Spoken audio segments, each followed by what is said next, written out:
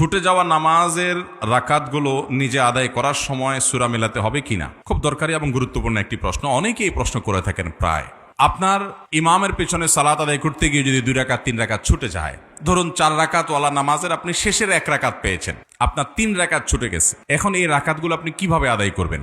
এখানে 2টা দিক আছে, একটা হলো কেরাত পাঠ, আরেকটা হলো বৈঠক।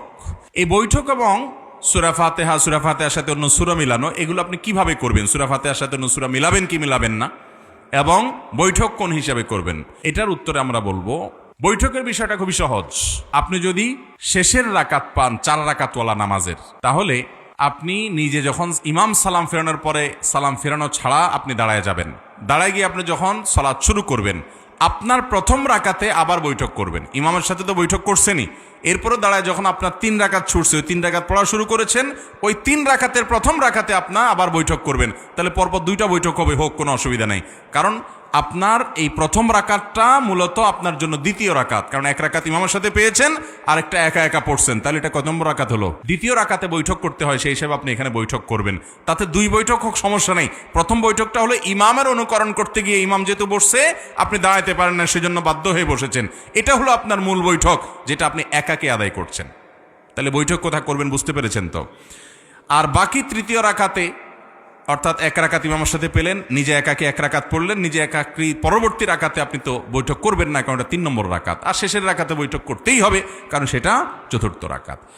মাগরিবের নামাজ যদি হয়, তাহলে এমনও হতে পারে যে 3 রাকাতে বৈঠক হতে পারে কি পারে না। কেউ যদি মাগরিবের শেষের রাকাত পায়, তাহলে ইমামের সাথে বৈঠক তো করতেই হবে। তার 2 রাকাত ছুটছে, তাহলে সেই 2 রাকাতের প্রথম রাকাতে আবার বৈঠক করা লাগবে কি লাগবে না? কেন লাগবে? কারণ সিরিয়ালে এটা কত? দ্বিতীয়। তা দ্বিতীয় হওয়ার কারণে বৈঠক করতে হবে। তাহলে একবার ইমামের সাথে বৈঠক করছে, ওইটাতে বৈঠক করার কথা ছিল না প্রথম রাকাত, কিন্তু যেহেতু ইমামের সাথে ছিল এই জন্য বৈঠক করতে হয়েছে।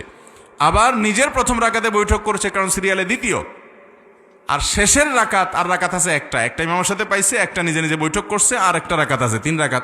তাহলে 3 নম্বর রাকাতে বসতেই হবে। তাহলে মাগরিবের 3 রাকাতে বৈঠক হতে পারে, এমনও সিস্টেম হতে পারে।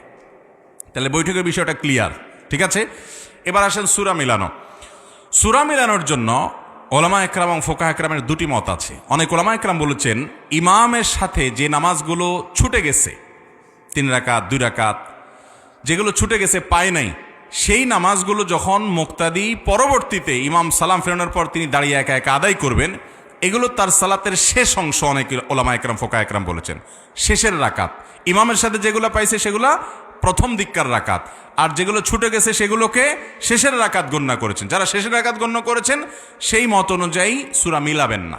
কিন্তু এই মতের চাইতে অধিকতর অগ্রগণ্য মত এবং সতর্কতাপূর্ণ মত হলো যে যেই রাকাতগুলো ছুটে গেছে সেগুলোকে মুক্তাদি যখন একাকি আদায় করবেন, সেগুলোকে শুরুর দিককার রাকাত ধরবেন। আর যখন শুরুর দিককার রাকাত ধরবেন, তখন সূরা ফাতিহার সাথে অন্য সূরা মিলাবেন। বুঝাতে পেরেছি? এবার আসেন আমরা এক্সাম্পলে যাই। 4 রাকাতওয়ালা নামাজ, শেষে 1 রাকাত পাইছেন ইমামের সাথে, ইমাম সালাম ফিরে ফেলেছে, আপনি সালাম ফেরাবেন না। ইমামের সালাম দোনোদিকে ফেরানো হয়ে গেছে, তারপর আপনি দাঁড়িয়ে আপনার ছুটে যাওয়া সালাত আদায় করবেন। ছুটে যাওয়া সালাত যখন আদায় করছেন, আপনার প্রথম রাকাতে সূরা ফাতিহাও পড়বেন, সাথে সূরাও মিলাবেন। কেমন যেন আপনি সালাতের প্রথম অংশের রাকাতগুলো ছুটে গেছে ইমাম সাহেবের সাথে, সেগুলো আদায় করতেছেন। একইভাবে আবার দ্বিতীয় রাকাতেও সূরা ফাতিহার সাথে সূরা মিলাবেন। আপনার তৃতীয় রাকাতে আর সূরা ফাতিহার সাথে সূরা মিলাবেন না, কারণ 2 রাকাত তো সূরা মিলানো হয়েই গেছে, এটা তো 3 নম্বর রাকাত সিরিয়ালে, সেখানে তো সূরা মিলানো নাই। কথা কি বুঝাতে পারছি? এবার আসুন 4 রাকাতওয়ালাটা আপনারা বলেন দেখি। 4 রাকাতওয়ালা নামাজের 2 রাকাত ছুটে গেছে, আর 2 রাকাত পাইছে। তাহলে ইমামের সালাম ফেরানোর পর দাঁড়ায় যখন 2 রাকাত পড়বে, সেই 2 রাকাতে সূরা ফাতিহার সাথে সূরা মিলাবে না মিলাবে না? কেন মিলাবে? কারণ কেরাতওয়ালা 2 রাকাত তার ছুটে গেছে, সূরা ফাতিহার সাথে সূরা মিলানো 2 রাকাত তার ছুটে গেছে। তাছাড়া ওই 2 রাকাত তার নামাজের যেগুলো সে পরে আদায় করতেছে, এটা নামাজের প্রথম অংশ ধরা হচ্ছে, যার কারণে সাথে সূরা মিলাবে। যদিও ফোকাহ একরামের আরেকটা মত আছে, কিন্তু এই মতটা অধিকতর সতর্কতাপূর্ণ।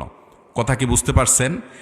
তাহলে এই নিয়মে ছুটে যাওয়া রাকাতগুলো আপনি আদায় করবেন, ইনশাআল্লাহ বিইذনিল্লাহ সালাত হয়ে যাবে।